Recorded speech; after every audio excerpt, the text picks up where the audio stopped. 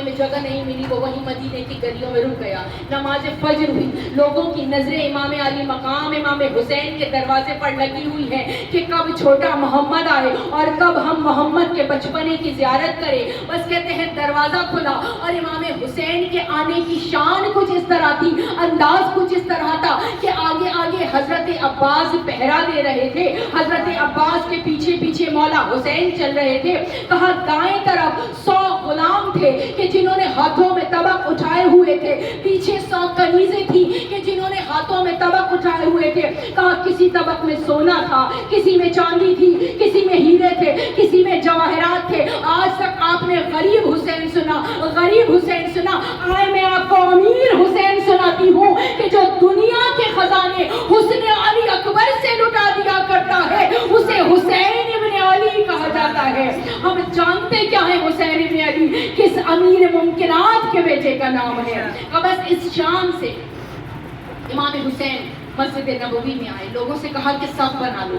اور کس طرح زیارت ہو رہی تھی علی اکبر کے چہرے کی کہ ایک ایک سائل آتا تھا, علی اکبر کے حسن کو دیکھتا تھا, اپنی جھولی کو پھیلا دیتا تھا. کسی کو سونا ملتا تھا, کسی کو ہیرے ملتے تھے, کسی کو موتی ملتے تھے. اس دن کہتے ہیں خطہ حجاز کی بھوک مٹ گئی تھی, اتنا صدقہ ملا تھا حسن علی اکبر پہ سے. بس کہتے ہیں انہی سائلوں میں سے ایک سائل بھی تھا, ایک بدو تھا. بدو آپ جانتے ہیں کسے کہتے ہیں؟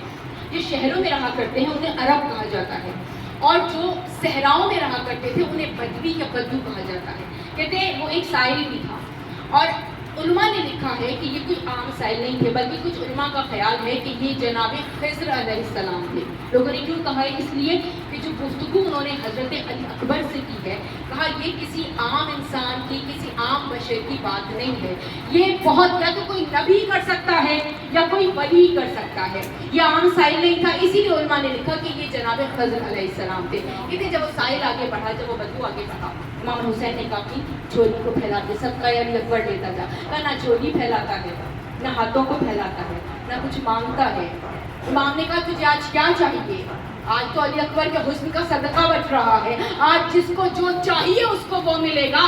لیکن ایک مرتبہ وہ کہتا ہے کہ اے علی کے بیٹے, آج مجھے یہ سونا, یہ چاندی, یہ جواہرات نہیں چاہیے, آج مجھے آپ کا کرم چاہیے. آپ علی جیسے کریم ابن کریم کے بیٹے ہیں, آج میں حسین کا کرم دیکھنا چاہتا ہوں.